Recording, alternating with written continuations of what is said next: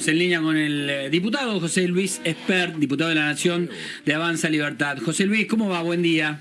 Hola, muy buen día. Gran saludo para ustedes, la producción y los oyentes. Gracias, José Luis, por atendernos. Semana complicada, días complicados y por delante también vienen situaciones complicadas que parecen como que se van a empiojar un poco más en cuanto a la relación con los gobernadores. ¿Cómo lo ves? ¿Sos optimista en que puede desinflarse un poco la espuma o que va a seguir creciendo? No, esa parte no la sé, la verdad, pero lo importante a resaltar acá es que acá hay cosas que la Argentina tiene que hacer, o la política argentina tiene que hacer por el bien de las personas a las cuales servimos, los políticos que son los ciudadanos, de la gente. Acá hay cosas que hay que cambiar, sí o sí, para tener un país para la gente, que le sirva a la gente y no a las corporaciones o a las castas. ¿Cuáles, por ejemplo? Central. Y todo el tema vinculado con la política y la relación fiscal entre nación y provincias, que es una relación muy tóxica, absolutamente enferma y endogámica, que hay que terminarla por el bien del país. La coparticipación hay que terminarla o por lo menos reducirla a la mínima expresión, dado que está en la Constitución, lamentablemente, del año 94. Acá tiene que haber un país federal como lo marca la Constitución del 53. Un país federal no es el pescado podrido que la política nos quiere hacer creer. Un país federal es que cada estado provincial, no la gente que vive en la provincia de su laburo, se financia con los impuestos que puede recaudar. Después tenemos que discutir qué impuestos puede recaudar todas las provincias y si hay alguno que no puede recaudar o es más económico que los recaudos de la nación y se coparticipe, eso es otra cosa. Pero esta cosa del revoleo de guita que las provincias le sacan a la nación, que no tiene quien la defienda, porque la provincia tiene quien la defienda, los gobernadores, los senadores y a veces hasta los diputados nacionales son defensores de los intereses del gobernador. Ahora, la nación, las provincias se la viven fumando en pipa y esto tiene que terminarse por completo por el bien del país, no por el bien de la política. Y insisto que hay que separar muy bien estados provinciales, burocracias provinciales o municipales de la gente de laburo que está en el sector privado sufriendo las inclemencias de la política. Lo que pasa es que el sector privado en muchas provincias está absolutamente deprimido en desmedro de el volumen que tiene el Estado provincial, ¿no? Bueno, claro, justamente el volumen del Estado en Argentina es una pata encima de la gente de laburo en el sector privado, empezando por los impuestos explícitos que agobian a los trabajadores, a los comerciantes y las empresas, y el implícito que es fulminante para los pobres, que es la inflación. Por eso que hay una necesidad imperiosa de achicamiento del Estado. Y esto es lo que está en el fondo de la tensión que hay hoy, más allá de los modos, etcétera, etcétera. La tensión que hay hoy es esa.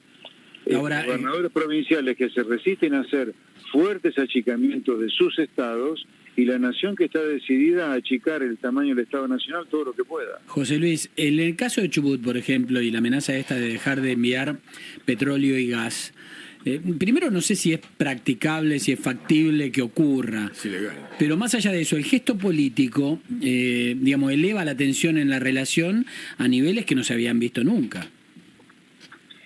Bueno, a ver, la única manera que el gobernador de Chubut tiene chances de cortar el petróleo, en el caso del gas si lo corta es sustituible, pero en el caso del petróleo, la logística para cortarlo, Sí. si el gobernador de Chubut lo quiere cortar, ojalá que no lo haga, por cierto, es hacer que los sindicalistas cierren los grifos en los puertos que corresponden. Uno es Rosales, en Bahía Blanca, etcétera, etcétera. Y hasta ahora el sindicalismo ha dicho que no lo va a acompañar en esa si es que el gobernador lo pretende. Pero más allá de este disparate, lo único que ha ocurrido acá, el tema que hay que pegarle al chancho para que aparezca el dueño, como dice el refrán, es que el fondo fiduciario del desarrollo provincial empezó a hacer cumplir el contrato de deuda que firmó la provincia de Chubut con el fondo fiduciario, y se le han retenido los fondos tal cual marca el contrato. Es cumplimiento del contrato firmado, nada más que eso. El tema es que acá, insisto, los gobernadores de provincia han vivido en una situación de confort, siempre fumando en pipa a la nación, y ahora eso, con el presidente Milei, le está costando mucho o no lo van a poder hacer directamente. Eso es lo que está de fondo acá. ¿Qué tal? ¿Cómo te va, Grano? Te saluda. Hola. Vos sabés que, Buen día. ¿qué decís? Vos sabés que me cuentan que va a haber un proyecto de ley que van a enviar al Congreso, por el cual va a ser con pena de prisión efectiva pena de prisión efectiva para el funcionario que emita dinero para financiar el déficit fiscal, insisto. Va a ir al Congreso un proyecto de ley que señala que va a haber prisión efectiva para el funcionario en el futuro que emita para cubrir el déficit del Estado. ¿Vos sabías algo de esto? No sabía, pero, a ver, todo lo que sirva para que exista juicios en algún lugar de mala praxis o penalidades groseras para los funcionarios que hacen groserías, bienvenido.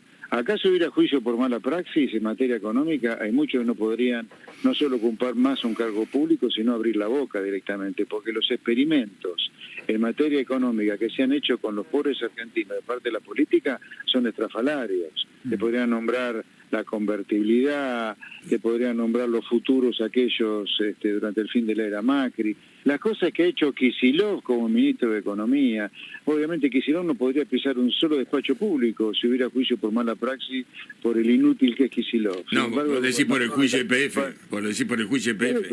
El juicio de YPF, 16.000 millones de dólares vamos a tener que pagar los contribuyentes argentinos por la bravata de este inútil de Kicillof, diciendo en su momento que YPF tenía que poner plata para poder estar en Argentina.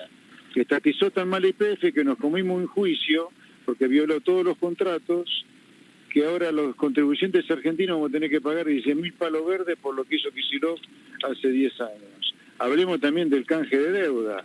Kicillof, cuando era ministro de Economía de Cristina, al no acatar los fallos del juez Griesa, después de haber perdido un juicio, nos envió quedarnos afuera del mercado de capitales 10 años y nos fumamos todas las reservas. Cuando vino Macri, tuvo que venga a devaluar. Así que, por lo tanto, toda penalidad para experimentos de laboratorio que han salido mal, como financiar emitiendo dinero, el déficit del fisco está perfecto.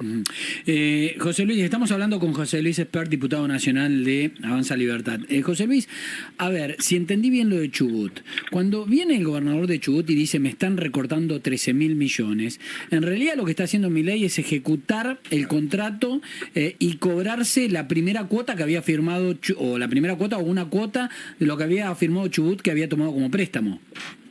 Sí, incluso que ni no hace Milei, porque acá hay una cosa que, entre lo difícil que es el tema y cómo manipula la política este tema, la gente no termina entendiendo nada, y a veces el periodismo también, pero sí... Pero claro, por eso, ¿sabés por qué te lo pregunto? Porque queda como que Chubut, como que Milei le sacó 13.000 de la coparticipación. No, a ver, mira, empecemos por el delirio este. Hay un fondo fiduciario que se llama Fondo Fiduciario de Desarrollo Provincial.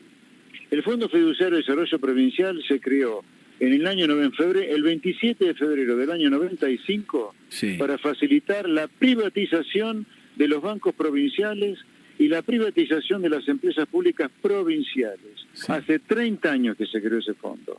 Imagina que ese fondo ya no debería existir, porque todo el proceso privatizador en su momento ya se realizó en los 90, así que por tanto ese fondo ya debería haber dejado de existir porque cumplió con su objetivo. Sin embargo, la política, particularmente los gobernadores de provincia, se encargaron de que ese fondo, que debería haber terminado en el 2000 como tarde, 5 años después de haber sido creado, 20 años después todavía sigue vivo. ¿Qué hizo? Se le empezaron a inventar objetivos diferentes a la de facilitar la privatización de bancos e empresas provinciales, para financiar las finanzas públicas provinciales, para fortalecer las finanzas públicas provinciales. O sea, se le empezaron a encontrar objetivos diferentes al inicial, pero todo para el jolgorio de lo fiscal de las provincias. Ok, eso tengámoslo claro primero, que es un fondo que se prostituyó por completo ya. Punto 1. Punto 2, y para hacerla corta, en el último convenio financiero firmado entre el Fondo Fiduciario para el Desarrollo Provincial y la provincia de Neuquén, de Chubut. de Chubut. Sí. El Fondo Fiduciario está autorizado para retener recursos de coparticipación para cobrarse la deuda. El Chubut firmó eso. Lo firmó Chubut.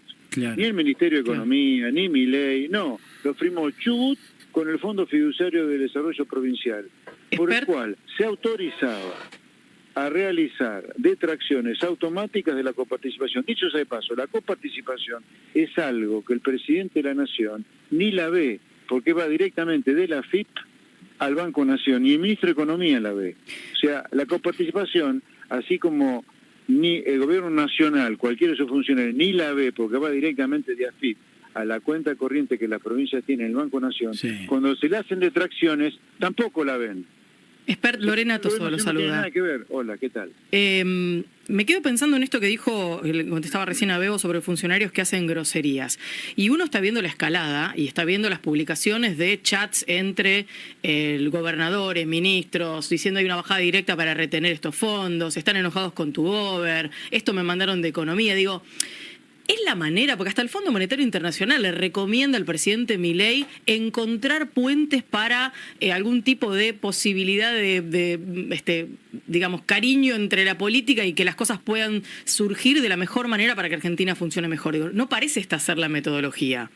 Mira, como consecuencia de que sobre todo esto, sobre las formas y la pirotecnia que hay se están escribiendo toneladas y se está gastando mucha tinta, yo prefiero ir por los temas de fondo. Acá hay un tema de fondo que para que Argentina alumbre un nuevo país para los argentinos, acá va a haber dolores de parto porque nadie quiere que le corten la suya. Eso es lo que está de fondo, de fondo, de fondo. Y acá la política tiene que hacer el ajuste. Hoy, dicho eso de paso, en el boletín oficial, aquellos que pedimos que la política haga el ajuste, hay una eliminación virtual del fondo que maneja el impresentable Grabois y otro fondo discrecional que maneja el gobernador de la provincia de Buenos Aires, Kicillof, que se tiene que arreglar con la plata que él le pueda cobrar a los bonaerenses, no a otros. Así como el gobernador de Córdoba se tiene que arreglar con la plata que le puede cobrar a los cordobeses, en Misiones. Eso es lo que está de fondo, de fondo, de fondo. No hay manera de alumbrar un país sin los dolores de parto que está provocando hacer el ajuste en la política. Ahora, perdón, Sí. pero una sola cosita sobre esto. Pero digo, en todo caso habría que repensar una nueva ley de coparticipación, porque evidentemente no yo está creo que funcionando. Hay que eliminarla. ¿Cómo? Hay que eliminarla la ley de coparticipación en los hechos. Ok, ¿y cómo hacen las provincias entonces? ¿Se quedan con el dinero de lo que exportan, por ejemplo, directamente? A ver, vamos de a poquito.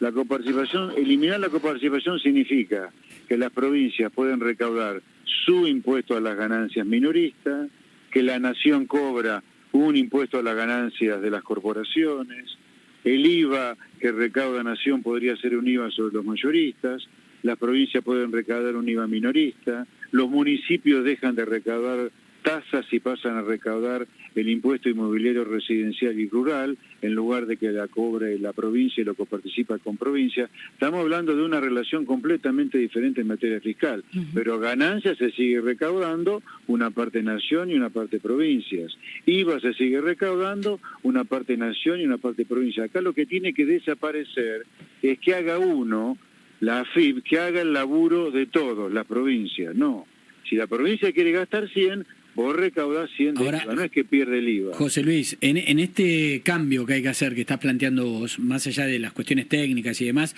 una pregunta directa. Hay provincias pobres y provincias ricas. ¿Este nuevo sistema establece algún tipo de compensación entre unas y otras, solidariamente? Primero, si hay una causa, hay muchas, yo creo que hay otras más importantes incluso, Sí. que es la negativa de Argentina a comerciar con el mundo, con el pescado podrido de la sustitución de importaciones. Pero bueno, vamos al tema fiscal. Sí. En materia fiscal, si hay una causa de empobrecimiento, es la coparticipación tal cual lo conocemos hoy, que redistribuye ingresos de las provincias grandes a las provincias chicas.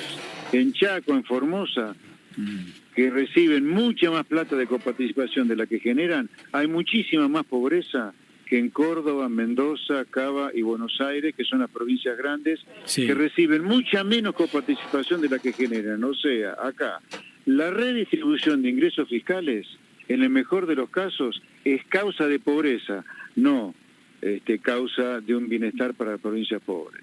Entonces, la coparticipación que redistribuye ingresos, tal cual la conocemos hoy desde hace, por lo menos desde el año 88, vos fijate, ya vamos rumbo Sí. al medio siglo.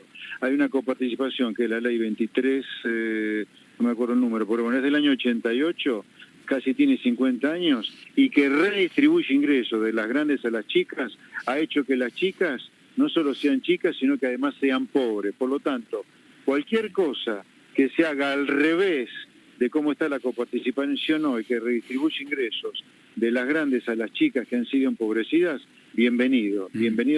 Ahora, Sí. lo que sí va a ocurrir Sí. en este cambio copernicano que hay que hacer y que ojalá se haga, porque la coparticipación tal cual está no sirve, va a haber un proceso de transición, por supuesto que tiene que haber un proceso de transición, porque apenas a las provincias que hoy son chicas y pobres, vos las haces vivir, a los estados provinciales, no a la gente, aclarémoslo a eso, sí. las empezás a hacer vivir de lo que pueden recaudar, entran en déficit, por lo tanto tiene que haber una transición mientras esas provincias que entran en déficit de golpe salgan en déficit, hay una transición hasta que se termina de santificar el nuevo esquema. Pero lo que hay que entender acá que la coparticipación tal cual está tiene que terminar, porque es foco de pobreza y de achicamiento de las provincias y del país. Bien.